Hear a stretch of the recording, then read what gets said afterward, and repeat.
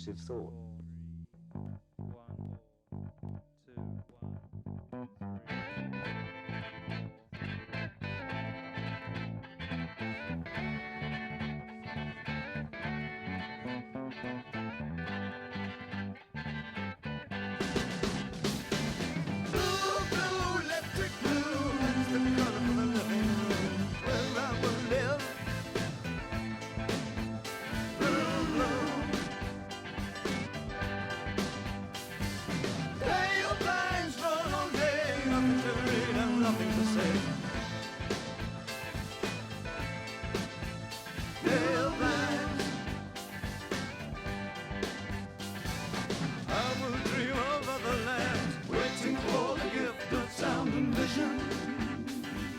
Most of the things that I do these days are on the occasion of the studio.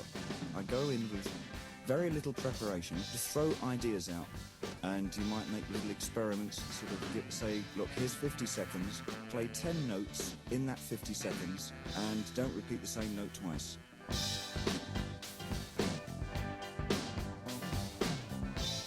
Now, that sounds like an awful easy thing to do. Well, it is. You see, you must understand, I mean, it all sounds incredibly indulgent, and indeed it is, because what I'm trying to do is mould the traditional methods of rock and roll with newer processes, trying to find a new form of language. Do you think you have influence on their thinking? No. And that's what I'm trying to do with the new music, is find a new language which doesn't have that kind of image influence. Do you think people will understand that language? Yes, because I think people, especially in the city context, think in fragments.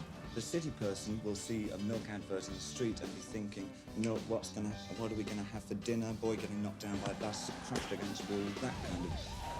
So he's thinking in terms of maybe 1,000 different images at any given time. And the language that Brian and I are sort of producing is a language that can relate to that way of thinking.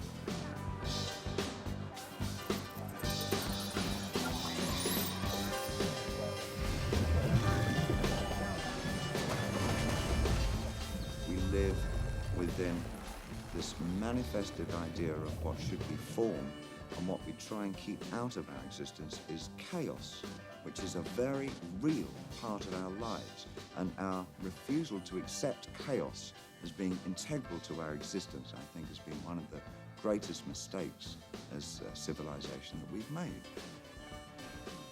My work as an artist has always been to do with transition. The nature and study of change in our particular era is most important, because never in our history has there been such a rapid curve of change since the Industrial Revolution.